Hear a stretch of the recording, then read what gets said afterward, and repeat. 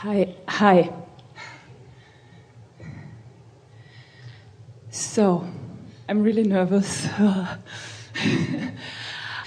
when I get, like, I'm from Austria, and some days ago I had the desire that my friends and my family from Austria would contact me because I felt lonely.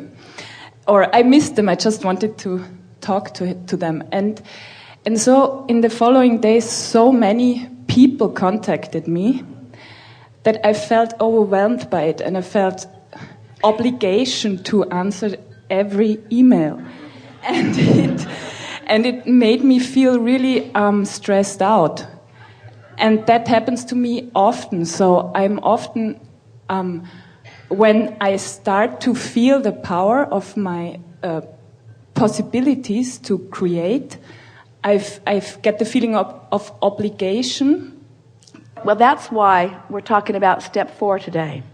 Because when you're sporadic, in other words, when you're on your high-flying disc and you feel an inspiration and so you act on it, and then when you slip from that disc, then you don't have the power to carry on with what you have gathered up. Does that make sense to you?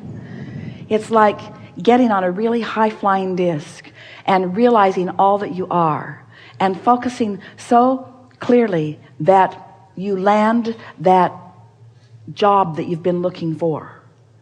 And then you wake up ornery and realize you still have to go to work. And so that's what this step 4 is that we're talking about. The maintenance, the steady maintenance of that alignment, because the inspiration to ask for them came from a high-flying place. And then as they're responding to you, you've got to stay up to speed with that in order to have the timing and the inspiration to respond to them. So what you're talking about is just disc hopping. It's what buyer's remorse is. Get all tuned in. You realize who you are. You go out there and you involve yourself with something, and then you come off your high-flying disc and you say, oh, what have I done? It's the same sort of thing. So in some ways, and we will give this to all of you, this conversation, you've come with us and you've slipped from it, and you've come with us and you've slipped from it, and you've come with us and you've slipped from it, and you've come with us and you've slipped from it, and you've come with us and you've slipped from it. But for the most part, you are in a different vibrational place than you were when you came in the room. So your world, you are about to experience a sort of paradigm shift, because your point of attraction is different now than it was. We would like to say that once you get 30 days or more of this more consistent alignment, it took Esther nearly 2 weeks to get there and know that she could stay there through most of the day. And even now, she doesn't stay there all day every day, but she is predominantly there, and that's something that is new. So as you're predominantly there, if we could have this conversation a month from now, or 2 months from now, or 3 months from now, or 4 months from now, once you've been there and stayed there and been there and stayed there and been there and stayed there, everything about this conversation would feel different to you. And that statement would not come up at all.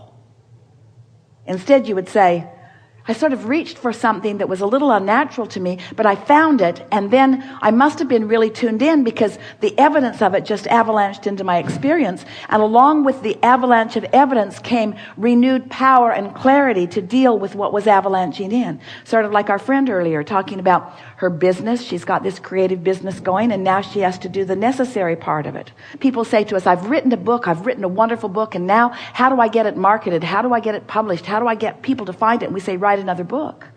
They say, no, you misunderstood. I already wrote the book. I wrote the book is done. Now I want to market it. What should I do? And we say, you've got to get those creative juices flowing. So write another book. That keeps the creative juices flowing. No, but I already wrote the book. I don't want to write another book. I already wrote the book. I want to get the creative juices flowing. Then say, well, write a book about getting your book published. Write a book about being on the high-flying disc. Acknowledge to yourself the processes that get you there and keep you there. Play by trial and error. Think about that person and see where you end up on the emotional discs.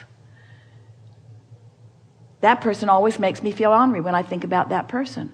Well, then You've trained yourself into a vibrational level relative to that person, and every time you think about that person, so you either got to not think about that person ever again, or you got to think about that person differently if you want to be on the high flying disc. Are you hearing what we're getting at? But how many of you just let whatever the subject is assign you to an emotional level and just accept it as that's the way that it is? Well, that's not living step 4 life. I have another question, which is kind of related to the first one, is why does it feel sometimes so hard to choose of all the possibilities? Because there's not enough momentum going. You haven't focused enough to get enough momentum going. If it's hard to choose, there's not enough momentum going, and it just doesn't matter. Choose anything, and the contrast will parlay it into something more. When the momentum is really going, there's no question in your mind. You don't say, you say, I'm doing this and I don't care what anybody thinks. Yeah. Thanks. Really good.